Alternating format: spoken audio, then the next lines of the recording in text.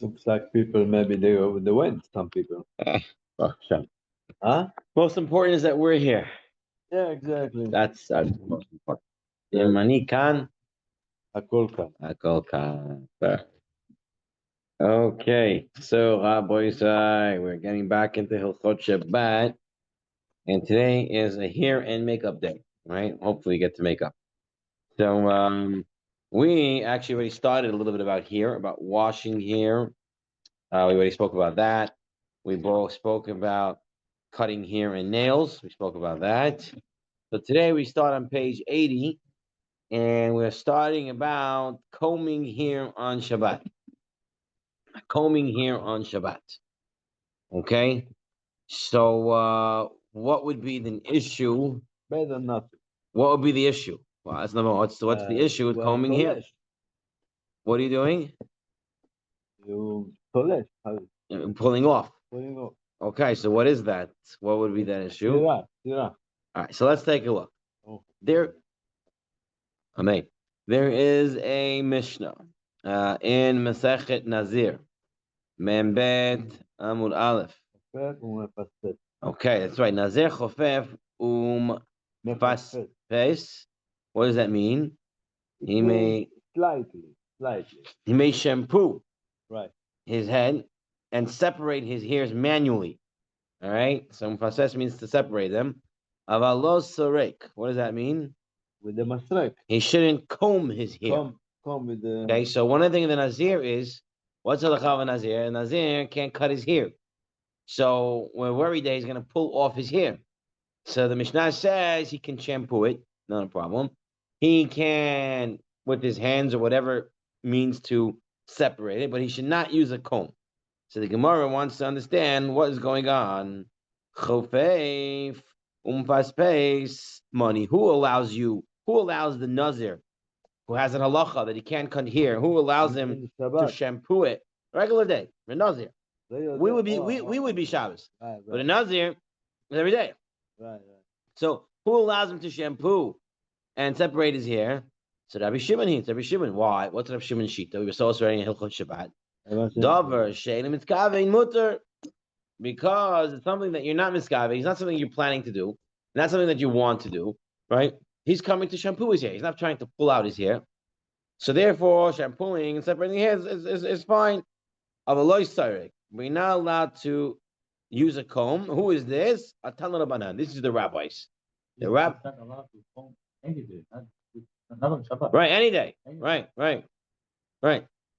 So who doesn't let him comb? That's the rabbis. Because a combing, you could say the same thing. So why can't you comb? So that's the rabbis. They don't let. Gemara says, really? Reisha, Rabbi Shimon, Vesefa, Rabbanon. But in one Mishnah, it's a one line. It's not like it's a couple of lines in between. So you're telling me Nazir Chayfe from Mefas face? That's Rabbi Shimon. That's the Rabbanon. Rather, Amarabam, Kula Rabbi Shimon he. It's all Rabbi Shimon. And what's going on here? Still,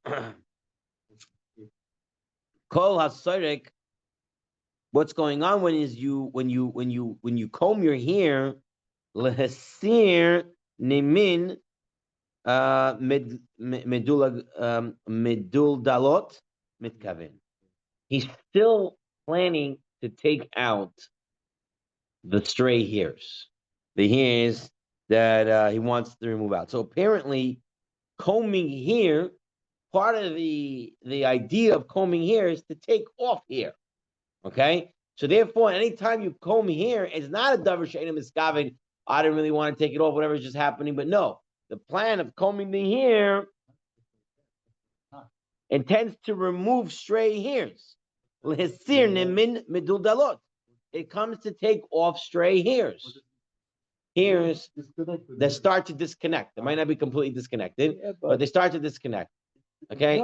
So if you have doesn't do things like when it's not good for him. I don't want. No, it is better for him.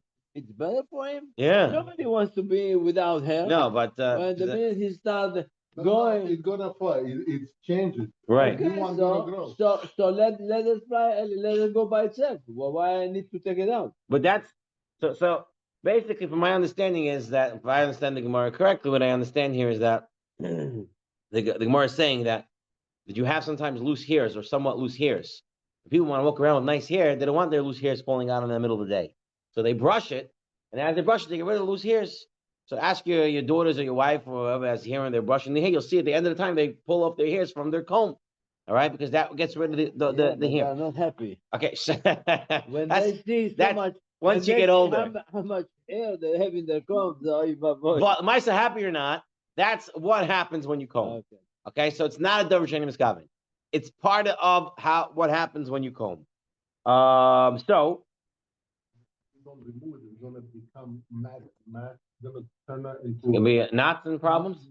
knots and matte. You know, like matte that turned into Like a a matted hair.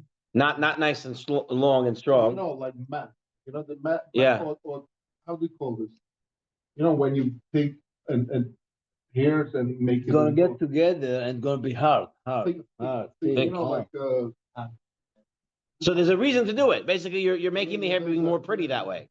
Right. It's not pretty. It's just like By taking it out, you're making the hair better. Otherwise, if you left it, it would be problematic. Right. Okay. Now Rashi says a nazir is b'chol. Nazir is every day of the week, right? Kechaldim b'Shabbos.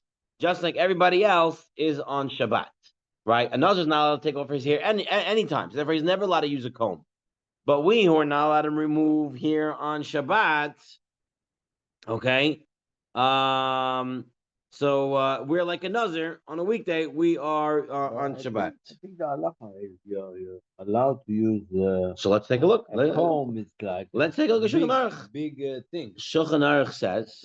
Not yeah. Big Okay. one, like So apart from each other. white. Wide one. Yeah.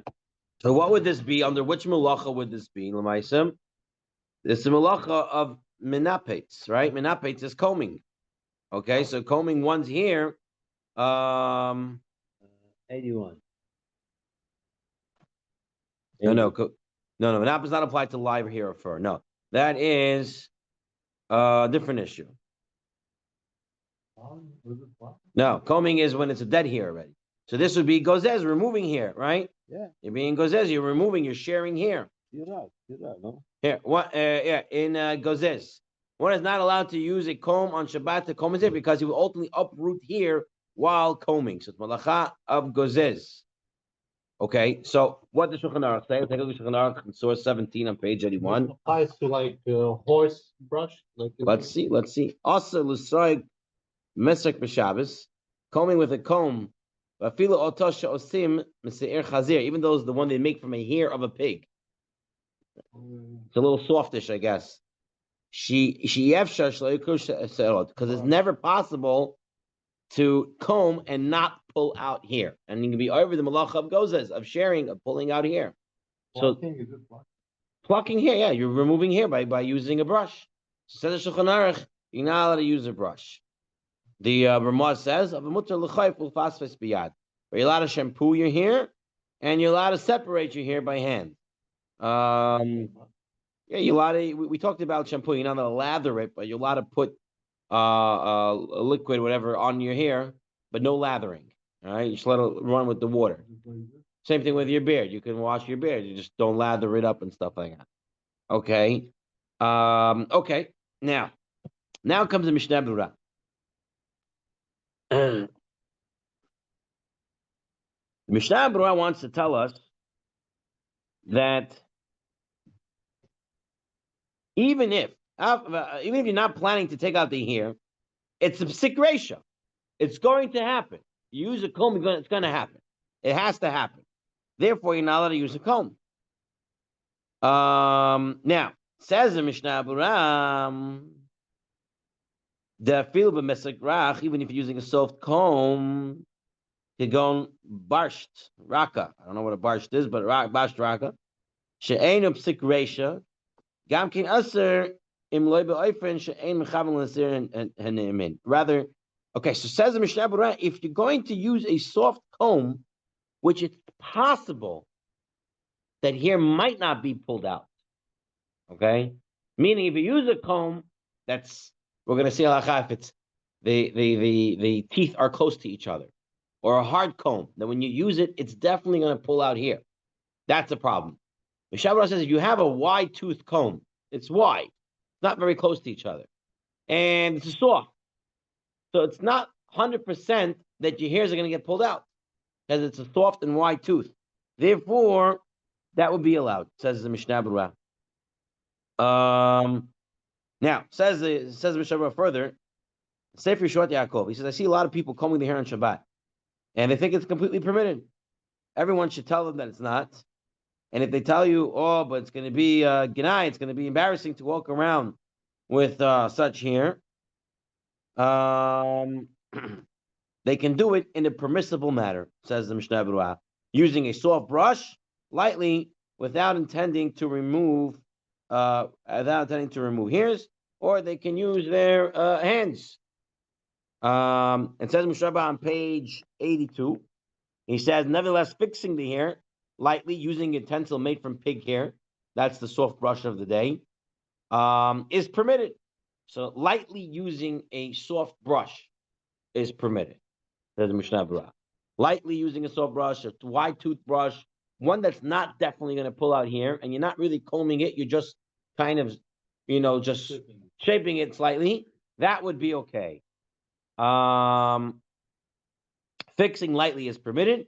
Using a comb, even in this manner, but using a comb. So a brush is allowed, but a comb is not. Okay, well, comb and brush, what's the difference? Brush. Here, this comb is the hard teeth, and this one is soft teeth. Okay, Brush so is soft. so he says over here that a comb you cannot use at all ever. You're allowed to use. I have seen that it says wide. It's okay, but because comb goes all the way in. When you go all the way in, you can take out. No, you can But the tangle. brush is on the surface. if you take a look, Tangle. We'll take a look. We're gonna see about the wide tooth.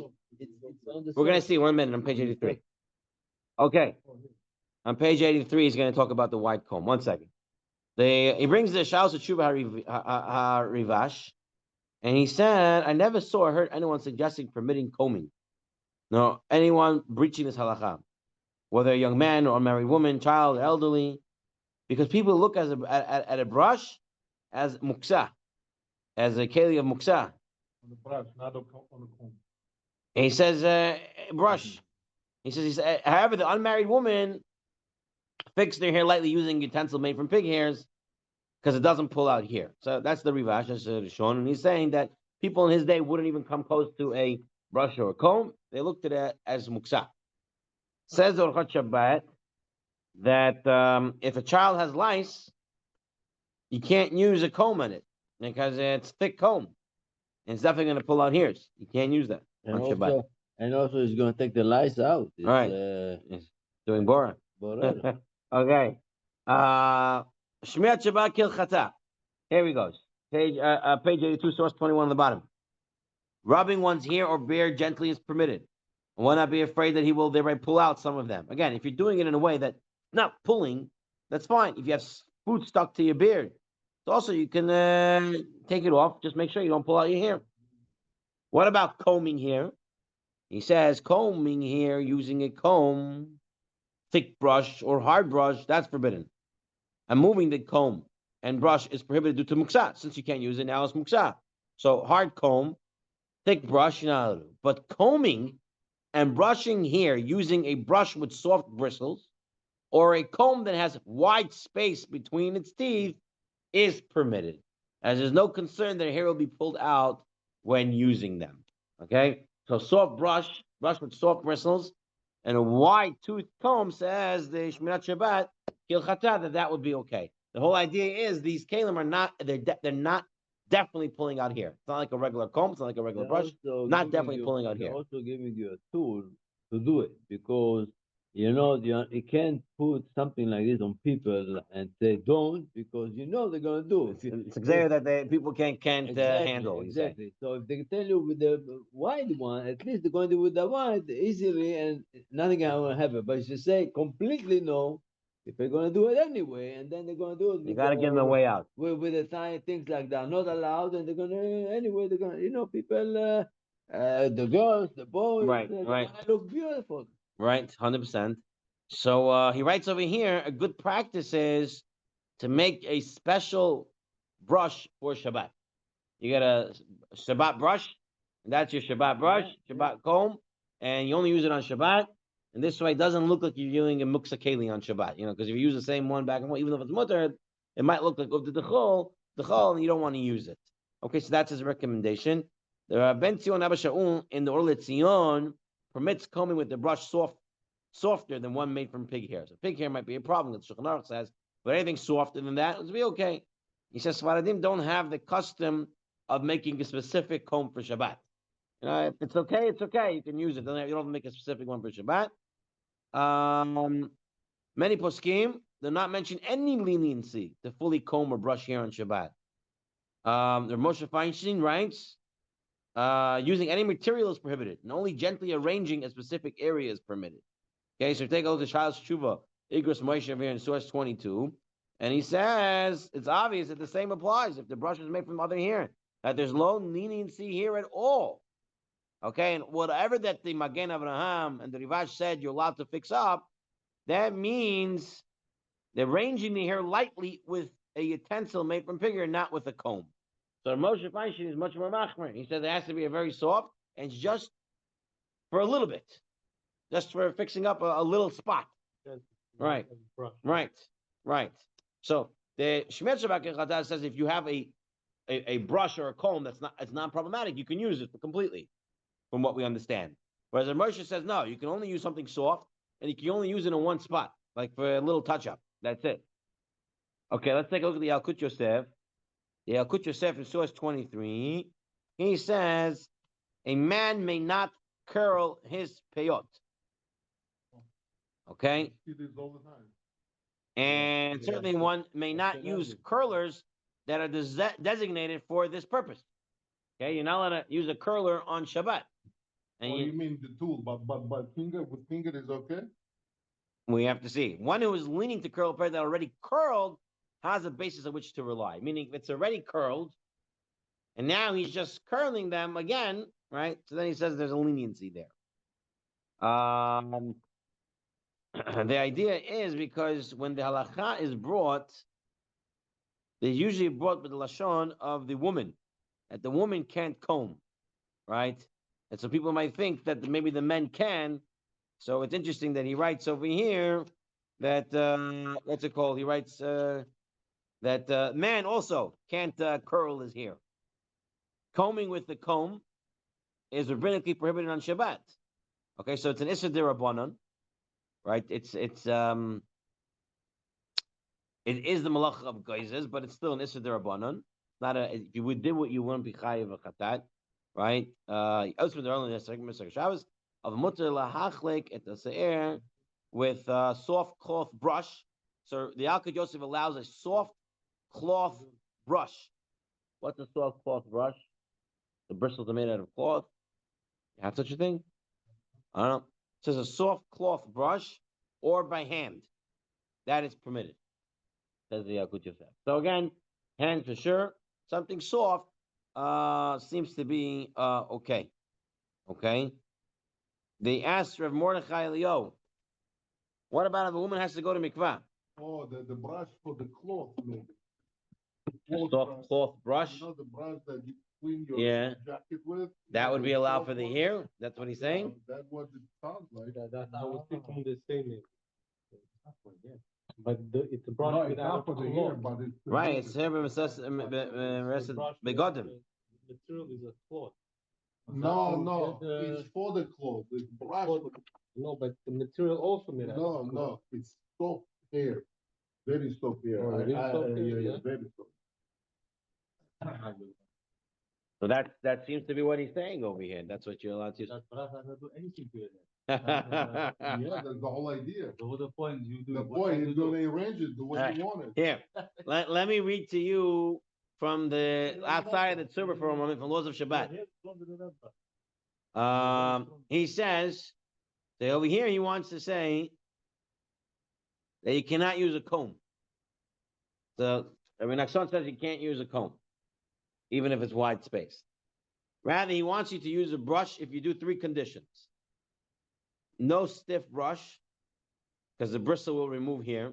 Instead, you have to use a soft bristle, such as a baby brush that will not uproot any hairs if brushed lightly. You should have a specific brush for Shabbat. And then he wants you to touch up the hair a little and not brush the entire head. So he's taking all the chumrot from all of them. Right? Only a little bit, only soft, and only brush. What's gonna happen? Because if when you a don't- person brushes his hair thoroughly, What's gonna happen if you just walk like this, like we do it every day? I never brush. some people easier than others. I have nothing to brush. When a person brushes his hair thoroughly, he intends to do whatever it takes to perfect the hair. Therefore, if he brushes thoroughly, he'll brush even hair that might fall out while brushing. So he doesn't want you to do a full brush on Shabbat. Rather, do a light brush, light touch-ups. Okay, nothing major. Okay. Passing hands through the hair is okay. What about now the next case we have over here on source number 24? A woman whose mikvah night is on Shabbat. She didn't comb her hair before Shabbat. Oh, she combed it, became entangled. And we know that the hair has to be free of knots when they go to the mikvah. So is it permissible for her to comb on Friday night to enable her to immerse? What they go? Friday night, if they have to go to mikvah. Yeah, Absolutely. Friday night. We talked about this already 2 weeks ago, right? So what should she do? She has to immerse. She has to go in with her hair, and her hair has to be separated. So says the Mordechai, oh, she should use her fingers to separate it. Don't use a comb. However, mentioned- here in the what? On the chat, I wrote what it means by the soft closed brush. Someone wrote here in the chat. Let's see. A soft clothed brush refers to a brush typically used for cleaning or smoothing clothing. It has soft bristles designed to avoid damaging delicate fabrics. In this context, the term indicates that such a brush can be used gently on hair to smooth it on Shabbat, as opposed to a comb or brush with harder bristles that might pull or remove hair, which is prohibited. So he's talking about a soft bristle brush. Okay, so not necessarily a soft cloth brush, but something that's very soft that you can use on clothing. Right. To that extent. Okay, fine. Shkoyach. Mark, Malkia, where did you get this beautiful Chat explanation from? GPT. Chat GPT. Wow, wow, wow. Okay. All right. So here in the laws of Shabbat, Rabbi Nachshon says another eitzah, what a woman can do if she needs to get her hair combed out. He says a woman forgot to brush her hair before going to the mikvah on Friday night can ask a non-Jew. Remember, we're saying it's Issa D'Rabbanan, it's a shvut, right? And to comb her hair for her on Shabbat in order for her to be able to immerse in the mikvah. So it's a makom tzarech, it's a shvut. Telling a guy it's a shvut, right? It's a rabbinic, and you're not allowed to tell a guy what to do, that's rabbinic. You're not allowed to brush your hair, that's rabbinic. So shvut to shvut, the makom tzarech, you're allowed to do it. So you're allowed to tell a guy to brush the woman's hair to make it. And you have no guy, so you can do it with your hands, says Mordechai. Okay, continuing. Okay, what about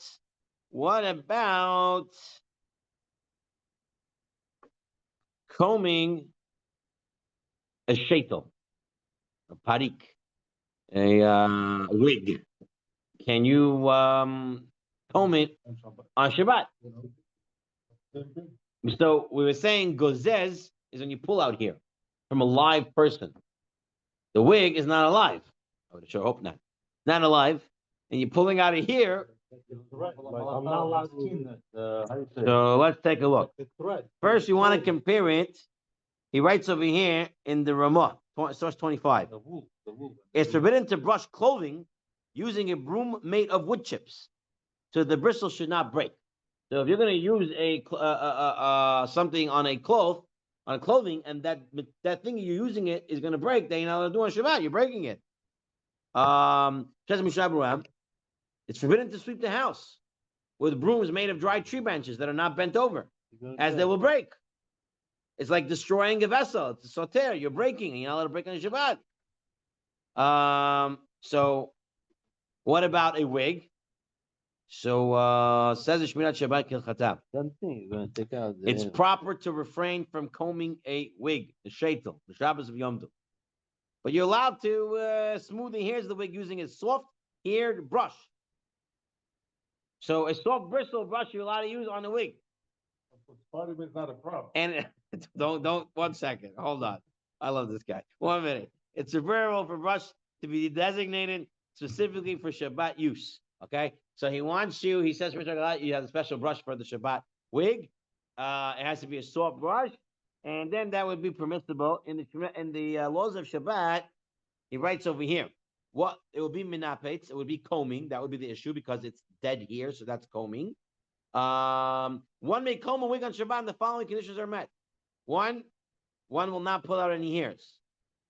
It has to be a wig that you would go out even without it combing, and all you're doing is a slight comb. One should use a comb that one does not usually use during the week.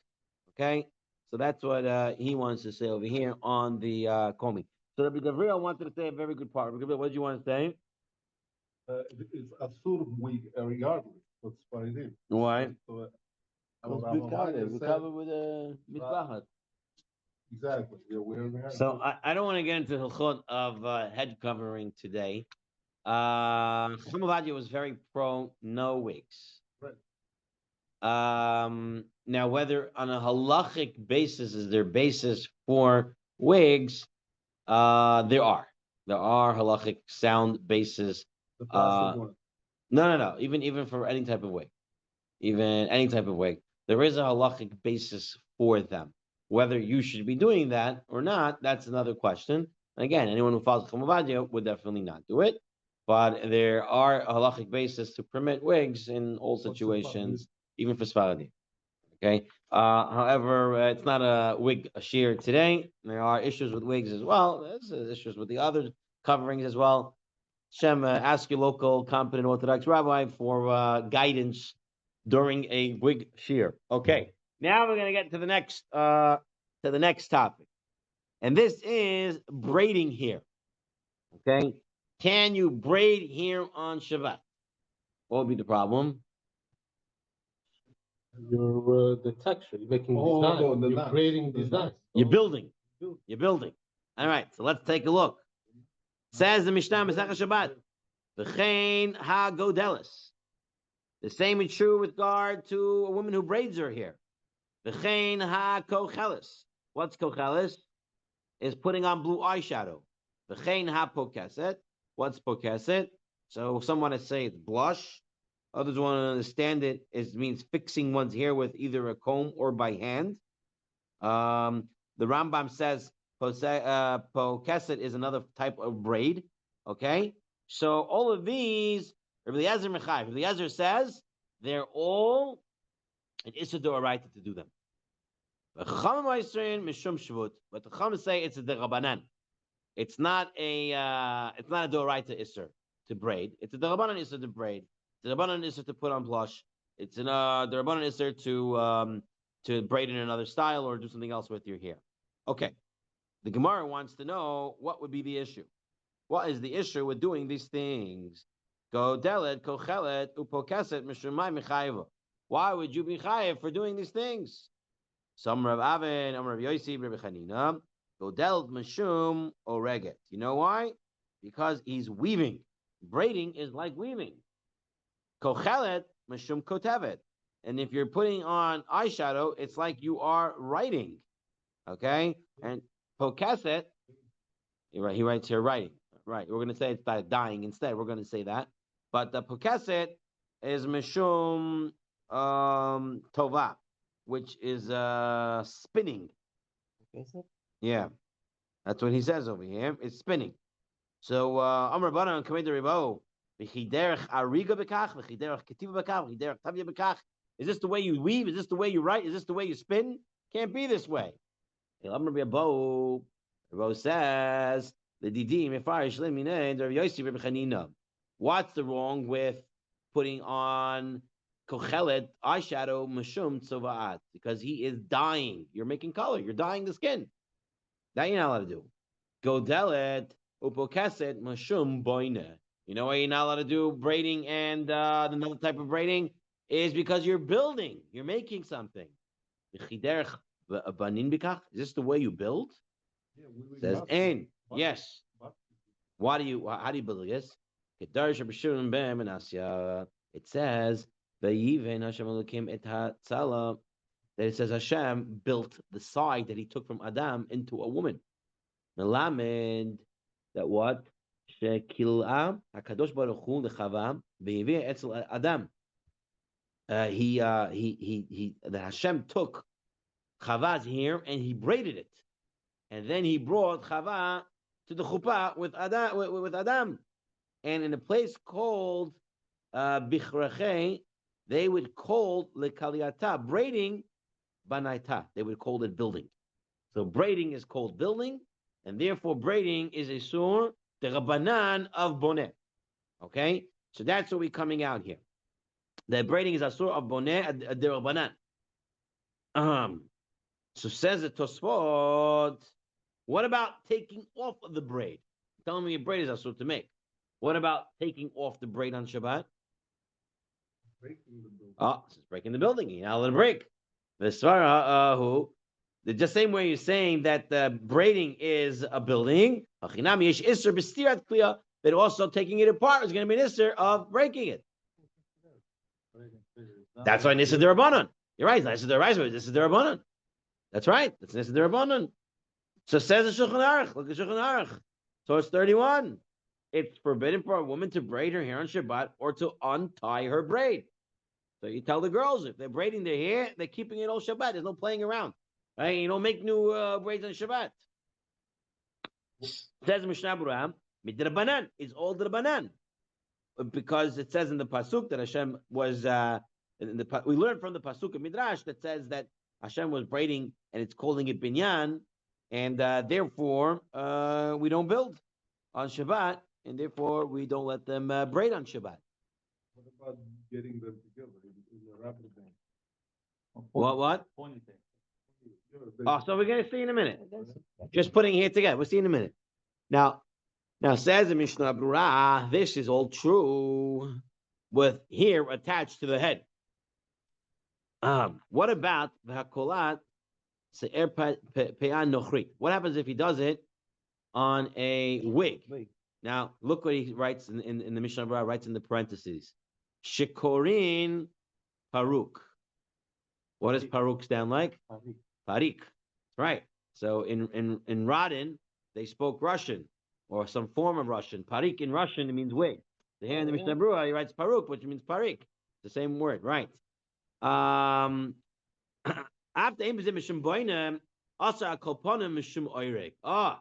it might not be building, because building here is only you're braiding it on a human.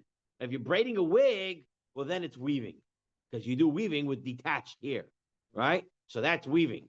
That's an issue of weaving. You can't do it either on a wig.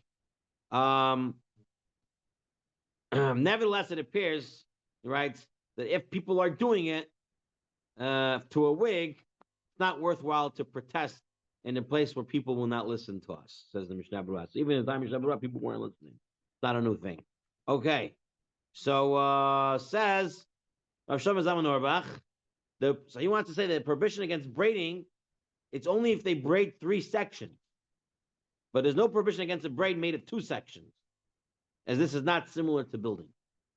That's Rav Shlomo Zalman Auerbach. I didn't see anyone else bring it down like that way. It seems to be the rest of the poskim will say any braiding, even 2 sections, is problematic, not only when it's 3. Okay. Now, what about if a man braids his hair? Right? Usually men don't have such long hair, but it happens once in a while. A guy has a long hair. He wants to braid his hair. Because the pasuk, the Gemara was talking about a woman. And the Mishnah Berurah says a woman. Also the Kol Ha'isha. The woman is not allowed to braid. So can the man braid? It seems to be. So maybe the man can braid his daughter's hair because a woman can't do it. Maybe the man can. All right, why would it be a difference? Can't really be a difference. Okay, so says the Mincha Yitzchak, the only reason why we said woman, because they normally perform these activities. So if men would also perform them, there's no difference between man and woman. So he wants to make it very clear there's no difference between man and woman. And that's why you saw, before we saw the Yalkut Yosef, where he said, a man cannot curl his peyot. You might think, what, a man is no problem with the hair. It's just a woman. No. Even man cannot do the curling of the peyot, can't do any things like this. And why? Because when you curl, you're also building. You're making a shape. So you're building that way. So you're not allowed to do that on Shabbat also. To make it into a shape, or stam just your habit. I don't know, you really need to make it. Okay, so we saw from the peyot, if it's already in the shape and you just curling it once it's already in the shape, that's not a problem. Kind of you're retaining the shape versus making the shape, right? Making the shape, that's bonet. Retaining the shape, that's not bonet. So the same thing. If you have a mustache that the old, I don't know anyone who has it anymore, but you had in the cartoons and stuff like that. The guy who has the people really have that, right? So it goes around in circles. So if it's already in circles and you're just helping it stay that way, that wouldn't be a problem. Same way like the payoff. Okay, fine. Okay, he says no difference between men and women, and just speaking about the more common case. Okay, now here was your question, Gabriel, about what about putting the hair into a bow or something like that? Okay, so says the Yakut Yosef, it's forbidden for a woman to twist her hair on Shabbat in order to make braids or to untie her braid. We already saw this, right? That's asur. And doesn't say anything about 3 sections, 2 sections, any type of braids. Similarly, it's forbidden to twist the hair by placing special pins, resembling small bottles, which cause the hairs to curl, right? You're not allowed to put curlers, he's saying. But gathering of a mutter lekabetz, you're allowed to gather the hairs and arranging them by hand or tying them with a rubber band or a bow or the like, that is permitted. So if you don't know what a curler looks like, you have a picture over there. And if you don't know what braids look like, you have another picture over there. Right? Just so if you don't know what it looks like. All right. Now, before we move on, I want to take a look at the Kut Yosef outside the Tzurba. So he writes over here, we talked about braids, it's bonnet and soter. We talked about that already. A hair curler, also, you're not allowed to use. But you're allowed to put hair into a ponytail, okay? Now, what happens if a woman set her hair before Shabbat in hair curlers? Can she take off the hair curlers on Shabbat?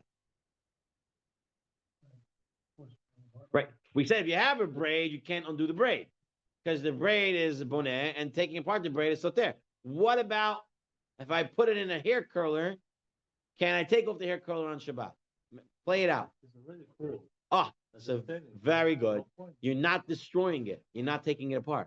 When you take out the hair curler, the hair has already been in that shape. It stays in that shape. It's not like you're destroying the shape. It's not like undoing a braid. So it would be permissible. Hair curler doesn't pull out the hair because they make it tight to make it curly. I don't know. That's another thing. If it's definitely going to pull out hair, then you can't do it. Then you'd be like, I can't do it. Okay. Fine. That is on curling and braiding here. Moving on. What about parting here? Okay, so parting here, just what does parting here mean? You were once a barber. What does parting here mean? So it's when they put the hair into 2 sections. Can I do it? Can I part here? Or is that someone needs longer hair to part here? I don't feel like I can part it because I feel my hair just goes back. They used to with the spray to hold it. No, even with the comb, you just part. You see, this is a part. Yeah. This is a part, for example. So you make a roll. This is a line, for example. Okay. So okay. So there's a Masechet Shabbat. There's a Mishnah. No, there's a Gemara. The Gemara that says, can you use a gold plate? No, there's an eyeless needle. For what use is this eyeless needle suited for? So the Gemara says there's a golden plate on the other end. On weekdays, she uses this eyeless needle to part her hair. On Shabbat, she lays the gold plate against her forehead for ornamental purposes. Okay, so some sort of pin that she uses to part her hair. And on Shabbat, she puts some sort of decoration on it. Okay, so Rashi says, why is the Gemara saying what use is there? After all, what does this mean? On Shabbat, she does not part her hair. So when it says why is she using this pin to part her hair, what's she going to have use for it on Shabbat? Rashi explains, because you can't part your hair on Shabbat. So what's she doing with this pin? You hold the hair. But you can't part your hair. No, you don't part. You just flip it so it doesn't fall in your eye. So this doesn't tell us what it says. So although a woman usually carries it as she needs it to part her hair on Shabbat, it should be considered a burden, since it's neither an item of clothing nor jewelry. It's not clothing, it's not jewelry, so you shouldn't be allowed to walk outside with it if there's no air. That's what he wants to say. So Rashi explains on Shabbat for what uses his eyeless needle. After all, Shabbat she is not parting here, but there is a difficulty with his explanation. At first, where does he derive that parting here is forbidden? Rashi seems to be saying that just parting here is forbidden. It also says the issue is that you can't walk out with this needle because you could part your hair, but you can't walk out with this needle because needles is not jewelry and it's not clothing. It's a burden. You're not allowed to carry it in a place there's no air. So that's what he wants to say the problem is. In the end of the day, one second, let me just finish up that thought. End of the day, the Shulchan Aruch says it's forbidden for a woman to braid her hair on Shabbat or to untie her braid, but she may part her hair on Shabbat. I like Tosfot. You're allowed to part your hair on Shabbat. What you have, As the What do you have on your feet? That will be the needle. not needle, like, with, I don't So know he's saying it's not clothing what they do, they just. and it's not. So you're saying this bobby pin I can't walk in a place where there's no air. It's considered carrying. Yeah. The bobby pin. According to Tosfot is saying here. It's a very good question. Sorry, Ian. Everyone have a pen? I want a pen or pencil. I just want to write this down so I don't forget to check it up later. That's a very good question. Okay, so question. Bobby pin. No air. Okay. Thank you.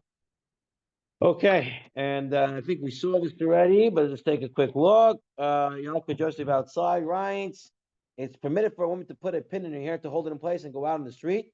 Likewise, she may go out in the street with a ribbon or hairband which she ties her hair. So here he writes that you could walk out. So not like Tosfot in this idea. I guess because there's a use for it. If it's shaped as a jewel, maybe. Then jewelry is not a problem at all. Even better. You're saying the pin, what type of pin is he talking about? The Kedela HaChazikam, to make it strong. The Tzurba Shabbat, the Shut Rabim.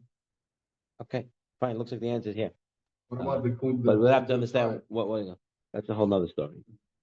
That's a whole other thing. It could be. I don't want to get into the part today. All right. Now, we have about 20 minutes, so it's plenty of time to get into the world of makeup on Shabbat. Okay? This is where I wanted to get into. I'm hoping to have time to get into makeup on Yom Tov, specifically the second day of Yom Tov, if there's any differences. So let's see if we can go through. Okay. What would be the issue of makeup? So right, so it's dying, right? When it's you're dying something, right? Now, what is dying? What would be the issue of dying? It has to be permanent. So he says, take a look at the Rambam. It has to be a permanent dye. That's considered the issue. Or you put something on that's not there forever, then it is patur aval asur. You're not allowed to do it, but it's not the D'oraita.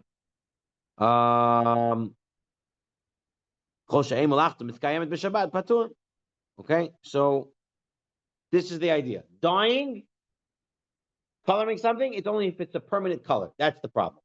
Non-permanent color, that's an Issa D'Rabbanan. Okay? Hold on, Issa D'Rabbanan. A temporary is an Issa D'Rabbanan. Okay? There's no, let's take a Sefer Yerayim. There's no concern regarding coloring one's mouth or hands. That Sefer only applies to the body of someone that usually colors. Okay? So a woman who usually colors, fine, that would be a problem. But for the man who doesn't usually color, and I guess it gets colored somehow, that would not be a problem.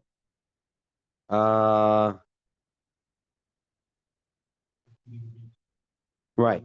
Eating beets and stuff. Well, even a woman eats beets is also okay. But Shulchan Aruch, right? Let's take a look at Shulchan Aruch. This is Shulchan Aruch 42. It is forbidden for a woman to apply blush to her face on Shabbat due to tzuvayim. Also to put eyeshadow because of tzuvayah of dying. Also spreading dough on her face. Why? Because then it makes the face red. Okay, so all these things color the face. They're all usher because of tzuvayah. That's what the Shulchan Aruch says.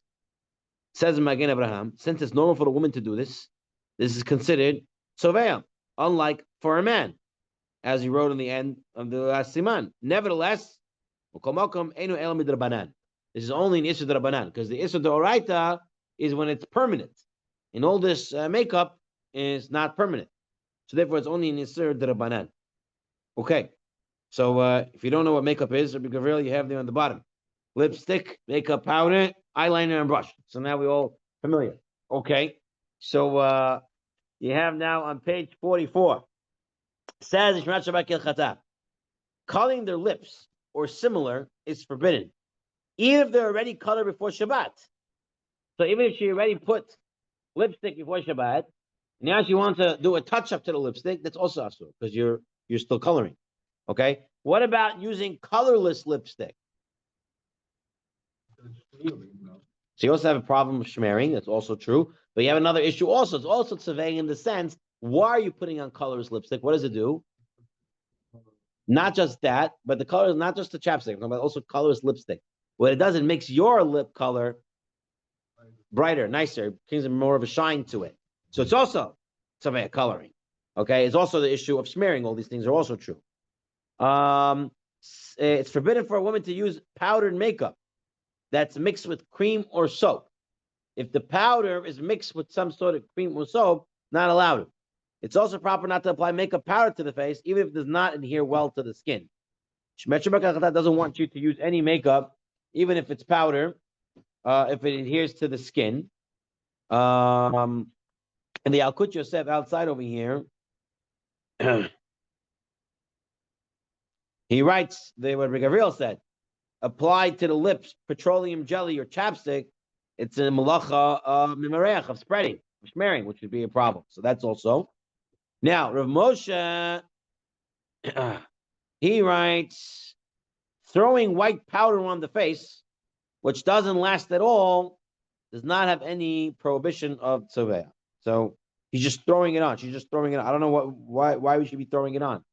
Make it, Give it a little bit of a color. Usually, I would think you want to put it in specific places. His lashon is like he's just throwing it. get rid of the Zyrek. It's a powder. Lavan alaponim. I don't know. when the oil, the skin secretes oil, it's fine. Oh, so this kind of takes it off. But he's saying throwing it on. No, like this. No, like this. He's talking throwing. He's not saying applying. Okay, so the Yalkut Yosef, let's take a look at Chacham Ovadia. He seems to be the most makel when it comes to using powdered makeup. Even though we must only follow the strict ruling of our master Shulchan Aruch, one should not add to this by prohibiting even applying powder which does not last at all. So he says if it's non-lasting powder, then you're allowed to put it on. What do you mean non-lasting? So if it's not lasting, why are you putting it on? It's not going to stay there.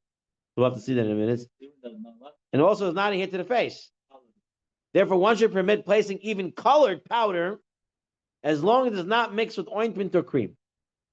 Chacham Ovadia allows a woman to put on powdered makeup on Shabbat.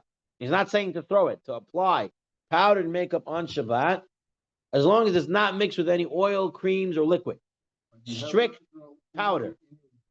So when it touches it, it makes So your skin would have to be dry. Your skin would have to be dry. Shabbat makeup then. So that's Shabbat makeup. On women, you're not powder her face with the powder that will remain on her skin for an extended period. It's Savea. She may use colored cosmetic powder if it vanishes completely after a number of hours. So you have a number of hours. I still don't know how many hours that is, but a number of hours. Since it's not regarded as an act of malacha. Dry powder, but not any cosmetic cream that's in there. Okay? The Chazon Ish didn't let any powders. Chazon Ish didn't let any powders. Chacham allowed powders. As long as it's not mixed with cream or liquids or that stuff, Chacham would allow you to use powder. 1 second. I want to take a look at Laws of Shabbat on page 35 over here. What did he write? Something I wanted to bring in. There are some types of makeup that are just powder without any oil or creams, and we permit it even though they are colored provided when the powder is removed, it does not leave a stain. Okay? He says if it leaves a stain, then that means it's permanent. So it has to be able to disappear with no stain. If it leaves a stain, then it's considered permanent. Then you can't do that. Surveya. That's what he wants to write over here. He brings from Rav Yisrael Belsky that experience has shown that the difference between makeup, which is permitted and forbidden, is so slight that it's almost impossible to differentiate between them. Therefore, says the Hilchot Shabbat Malka, one may only use makeup that has a hechsher on it from a reliable source, from a reliable company that says this is Shabbat makeup. Yeah, because otherwise you say, oh, this one is just powder, but you don't really know it's just powder. It might have a little bit of cream or something in there. So you have to really know that there's no cream or liquid in there. Is there a technique how to apply it also? Doesn't seem to be saying as long as you can apply it, as long as it's just powder. Doesn't matter how. No, not throwing it. You don't have. You can put it in. Yeah. They asked for Mordechai, is it permitted for a woman to place powder on her face or lipstick on her lips on Shabbat? So it's 47 over here. He wrote, we're lenient regarding regular powder. And it's permitted to place this on her face. This is temporary, but it falls off. But applying powder that remains on her face for 24 hours is forbidden on Shabbat. This is considered permanent. So seems that number of hours means up to 24 hours. If makeup lasts 24 hours, then that's considered permanent, and you can't use that powder either on Shabbat. Okay? Lipstick is a problem with Tzurba and Koitev, and one must be very particular about this. Okay, and then you gotta love what he says here in the last sentence on source 47. Every husband needs to love his wife even without makeup. That's okay, so he says that as well. Now, the Reb David Haber in the Kashrus of Shabbat, he writes from Moshe Feinstein that he allowed you to use powder makeup as long as it's not long lasting and you're throwing it on. So he says, here's a couple of things you have to know. According to Ashkenazim, what do you have to know to do put makeup? First of all, it has to have ashgacha. It has to be tested. We have to know.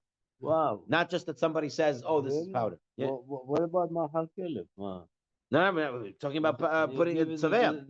Give it to the dog. One may, ashgacha as it's kosher for Shabbos. One may not apply makeup. Oh, so here is what you were saying. One may not apply makeup onto a wet area because that will make it stay longer. One's face must be dry and clean. Okay, there's something called Shabbos moisturizer. One must wait until it's completely dry before applying Shabbos makeup. Okay, you can't use the Shabbos moisturizer and the Shabbos makeup at the same time. It has to be used afterwards. And then he says, no mixing up of colors. Okay, separate brush must be used for each color. And do not apply Shabbos makeup on top of non-Shabbos foundation or makeup. Okay, so you can't apply it on top of applying. You could put Shabbos blush on top of Shabbos foundation or apply Shabbos makeup over existing Shabbos makeup that is the same color. You're allowed to put more Shabbos makeup on Shabbos makeup, but not on top of other powder, on top of other. And then it has to be loose powder. Therefore, he says if it's a cake, you should break it up before Shabbat and use loose powder on Shabbat. Okay, so halach l'maaseh for the women and the girls. Okay, when it comes to using makeup on Shabbat, a couple of things to keep in mind. We're going to give the Sephardi halacha. Number one, it has to only be, if you're applying it on Shabbat, it has to be powdered. Any non-powdered makeup cannot be used. And powder means strictly powdered. Therefore, it's recommended you get it with a hechsher on it. This is Shabbos makeup. Okay? And then we saw that it has to be less than 24 hours lasting. Anything more than 24 hours lasting is considered permanent. It's going to be tzefeya, even if it's powder. And then we saw that your face needs to be dry. Okay? And it can't be, you can't, be putting makeup on top of makeup or, not apply Shabbos makeup on top of non-Shabbos foundation or makeup. That you can't do. But you could put Shabbos makeup on top of Shabbos makeup, and you can put Shabbos blush on top of non-Shabbos makeup. So that's a couple quick halachot about makeup. Now, what about eating mulberries and other fruits that color the lips? So this one we saw, this would be okay. That would be okay. If you're eating stuff that cause the lips to get all reddened. Even the idea is to color the lip. Right. eating that thing just to make Retention. her attention. It's permissible for a woman to eat strawberries, beets, and other bright and juicy fruits on Shabbat, although the fruits color her lips. So he says it's The permissible. intention is to color the lip, right? Yep, she'll be allowed to do that. Okay. Now, what about removing makeup? Can I remove makeup on Shabbat? Why not? Building and It's not building. Building was by a braid. What was the problem here? Here was surveya. Erasing only exists if I do kaisiv, if I'm writing. But this is not You permanent. erase writing. You don't erase coloring. So it's not permanent. So it's not. You just take it, brush it off. So it says the Orchot Shabbat, mutter liisha, to remove makeup by washing. So it means it's not permanent. The reason, look at the ha'ara. It's not permanent. The reason for this is that only regarding the malacha of kaitev that we find the happen was the malacha of moichik, of erasing. But regarding the malacha of tzaveya, we don't find the malacha of erasing a tzaveya. There is no malacha of erasing a color. The malacha is erasing a print, writing, but not color. So therefore, taking off makeup is not a problem. And he also writes that this is true regarding nail polish. So I like that you said what?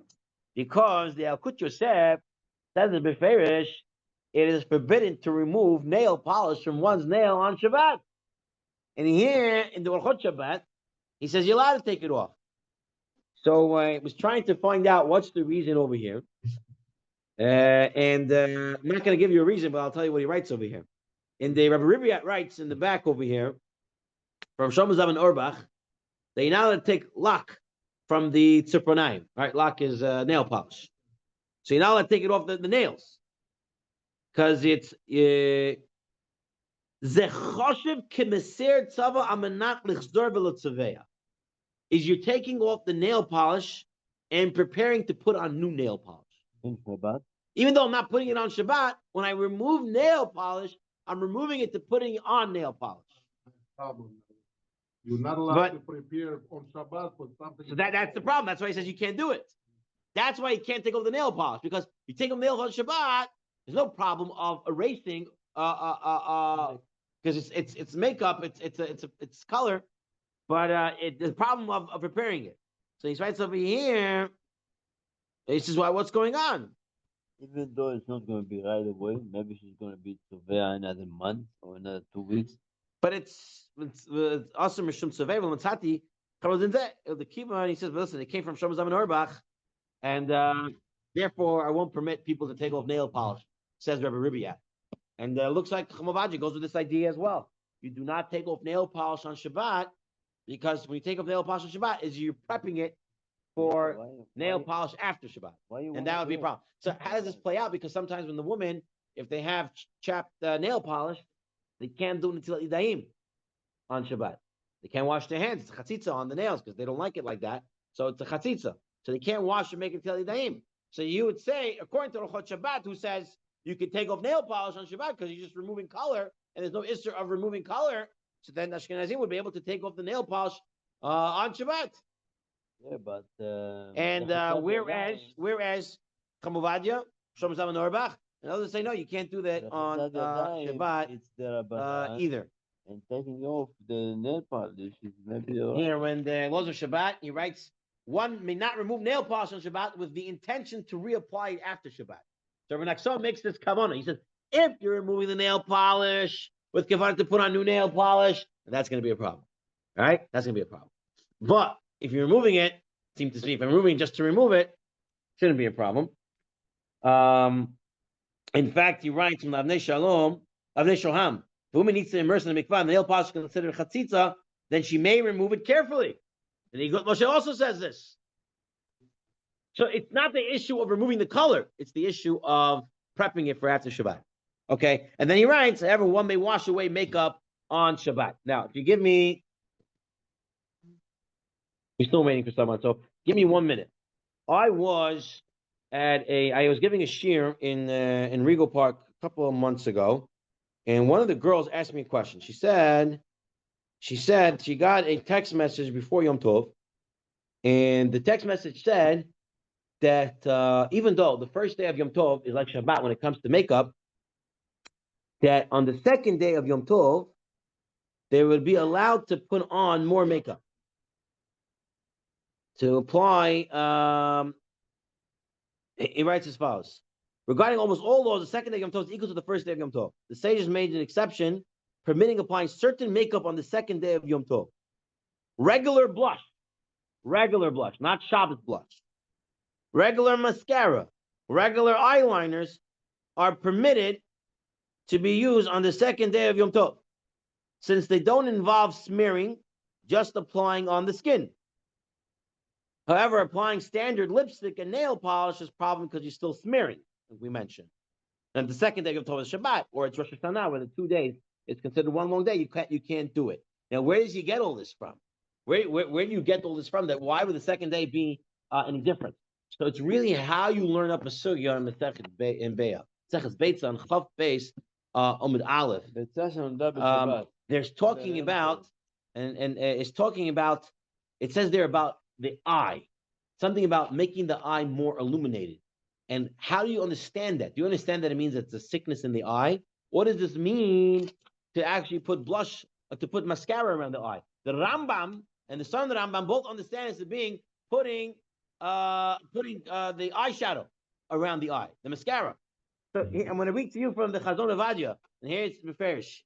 Writes, ואין חלק בין יום טוב ראשון ליום טוב שני בחוץ לארץ אלא עניין חילוק שאין בו סכנה.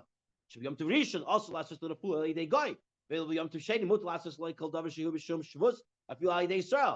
וכן לכחול את העין אפילו לנוי מותר ביום טוב שני. That's the Chamabadia. To put mascara on the eye on Yom Tov Sheni, that would be mutar. And here he brings the Gemara and Beya, explains how to understand it. And so applying regular makeup that's not smearing, just applying it to the skin, that would be permissible on the second day of Yom Tov, not Rosh Hashanah, and not if Yom Tov is Shabbat. That is a very big, it's a very big kula, and it's apparently they wanted to write over here that the reason for this was they wanted the woman to look nice. They wanted them to feel nice. Since there's benefit to the person's beautification, they permitted it. Fulat Tzaddik says this. So here you have it, Rabotai, the idea of makeup on the second day of Yom Tov. All right, we'll end over here. Right. Second day has a little bit. It's the same, but a little bit less. We have 10. רבי חנינא בן קשיא אומר רצה הקדוש ברוך הוא זכור ישראל לפיכך חיבר להם תורה מצוות שנאמר אדוני חפץ למען צדקו יגדיל תורה וידיר.